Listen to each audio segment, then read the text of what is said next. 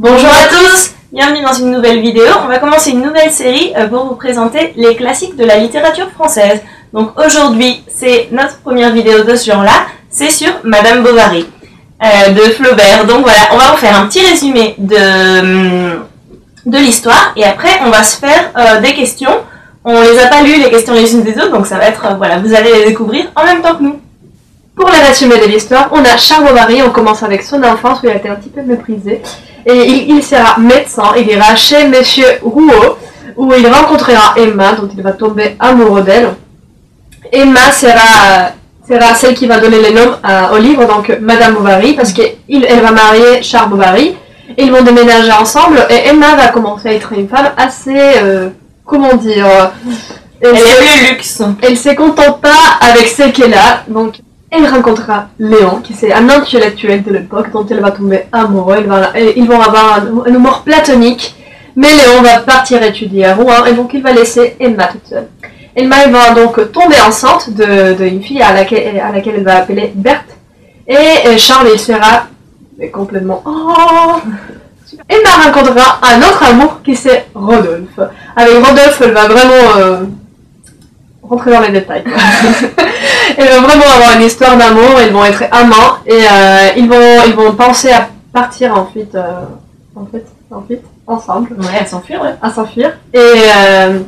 Mais Rodolphe, finalement, il veut pas et il s'en va toute seule. Et Emma, elle reste tellement triste qu'elle tombe dans une grosse dépression et Charles, il sait pas quoi faire pour faire que sa femme aille mieux. Donc finalement, ils vont à Rouen pour aller dans un médecin. Et là, elle rencontrera Léon, encore une fois, donc son amour platonique. Et elle commencera à tromper son mari pour dire qu'elle va prendre des cours de piano, donc c'est tout à fait pas vrai. Oui. Et donc elle va rencontrer Léon, elle lui fait plein de cadeaux, machin, et elle aura tellement de dettes qu'elle se sentira complètement seule et perdue parce que personne n'avait lui prêté l'argent. Normal. Donc Emma, comme elle aura plus d'argent et qu'elle aura plus d'amant et qu'elle aura plus de rien... Elle se suicide. Elle va prendre de l'arsenic et voilà, elle va mourir, tout simplement. Et Charles, il sera tellement triste que il va commencer à grandir sa fille, mais en tristesse. Et après, il va se rendre compte, en cherchant dans les bureaux de Emma, qu'elle avait un amant, qu'elle avait plein de cartes de lettres envers Rodolphe. Et voilà, il va mourir lui aussi, de tristesse. Et la pauvre Berthe va rester toute seule avec une tante qui ne l'aime pas et qui en plus elle est pauvre. Il va l'envoyer dans une filure de coton. Fin de l'histoire. Quoi? Filure de coton. Je cherche ça en fait. Et il va envoyer Berthe à une filature de coton. C'est la fin de l'histoire. Ok, on va passer à nos questions. Donc, qui commence? Toi. Ok. Bon alors, ma première question, que penses-tu du personnage de Charles Bovary? Bah, tout d'abord, je disais, mais il est gentil, lui. Mais après, je me suis dit, mais il est vraiment con, lui. C'est-à-dire, ta femme te trompe. Tu te rends pas compte? Il n'y a pas. C'est-à-dire, ta femme te trompe. Elle gâche tout ton argent. Ouais, tout ton argent. Ta mère, elle veut absolument contrôler ta vie. Et en plus, le mec qui est supposé d'être ton pharmacien, il est tout à fait ton médecin. Il t'enlève ton travail. Mais c'est ça que je pense, c'est Charles Bovary. Okay. Donc ma première question, tu me l'as tout à fait gâchée parce que c'était... Ah non. Pourquoi Emma Bovary appelle sa fille Berthe?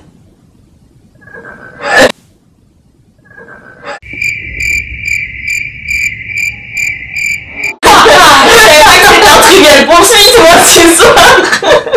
Je t'avais dit que c'était des questions difficiles. Je me souviens pas. Pourquoi?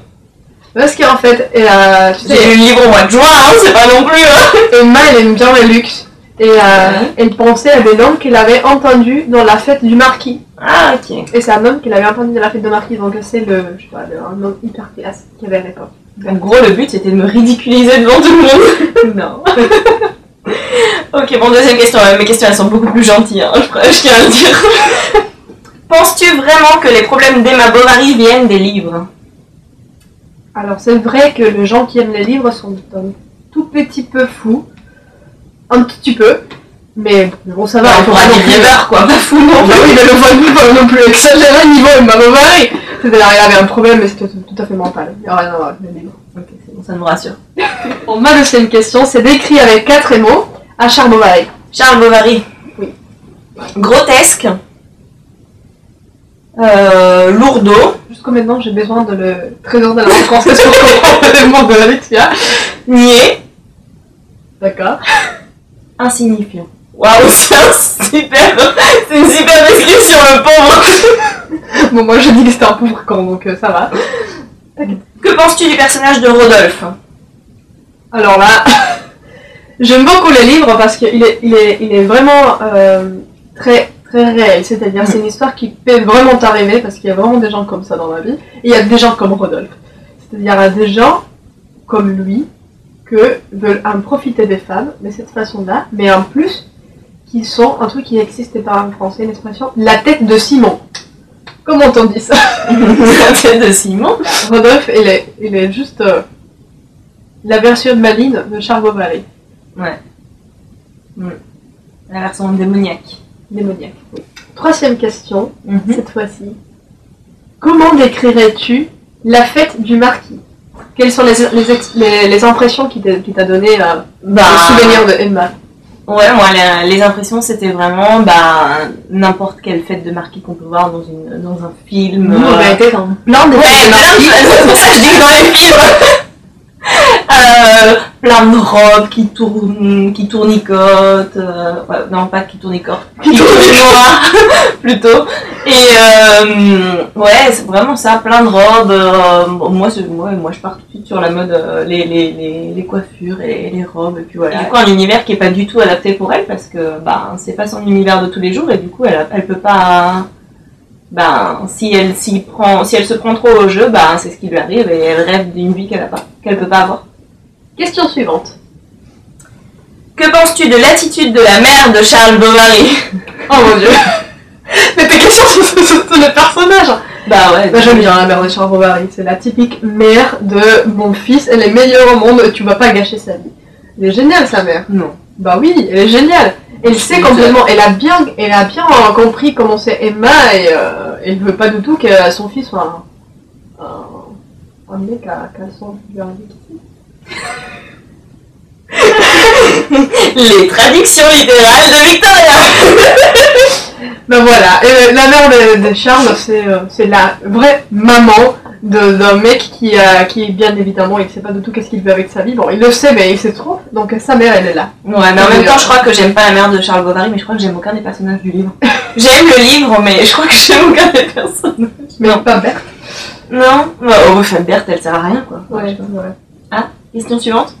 Berthe finit par être envoyée chez une tante qui est pauvre et qui l'envoie dans une filature de coton. Imagine qu'est-ce qui s'est passé avec la vie de Berthe.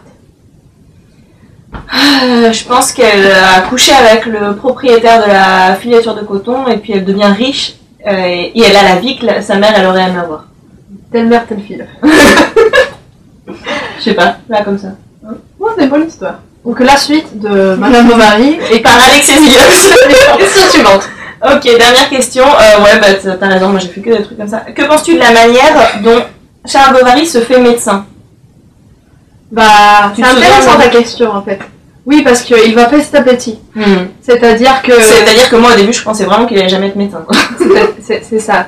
C'est vraiment les journaux d'un loser, quoi. C'est le pauvre mec qui a la place d'être médecin tout de suite. Il est tout petit à petit. Et ça, c'est pour moi, c'est les symboles de comment il a raté tout à fait sa vie, sa carrière, tout ce qu'il voulait. Son mariage. Il a tout raté. Même s'il était médecin, ça s'est bien passé pour lui. Dernière question, c'est quelle est l'expression qui t'est venue en tête quand t'as fermé le livre? Quand t'as fini l'histoire et t'as fait... Je sais pas. C'était ouais, exemple. Non, parce que c'est vraiment ça, c'est tout finit super mal, on est genre dans une tragédie grecque, tout le monde meurt. C'est comment on déteste le personnage. Ouais, voilà. Alors, on n'a pas aimé la fin de l'histoire. Un livre peut finir d'une manière tragique, mais tu peux avoir énormément aimé l'histoire. Et le truc qui est impressionnant pour moi dans ce roman-là, c'est que l'histoire, moi, le livre, je l'ai adoré en lui-même. Mais il n'y a rien qui me plaît dedans. Enfin, les personnages, ils me touchent pas, mais je pense que c'est pour ça, parce que là, du coup, Flaubert, il fait vraiment ressentir le lecteur, parce que, bah, elle m'énerve, quoi. Madame Bovary, elle m'énerve, Charles Bovary m'énerve, tout le monde m'énerve dans le bouquin, quoi. Bilan de ce livre-là, tout le monde nous énerve. On n'aime pas les gens qui sont là-dedans, mais on a adoré les livres. Mais on adore Donc les livres. on vous conseille de le lire si vous ne l'avez pas encore lu. Ouais, et surtout, moi, je voudrais dire que niveau classique, il est facile à lire. Bah oui, très facile à lire. Ça c'est tout pour notre première vidéo sur des classiques français. On y retournera et on vous apportera beaucoup d'autres. N'oubliez pas de vous abonner, de liker la vidéo, de commenter, tout ce que vous voulez, et de partager la vidéo surtout. Ciao!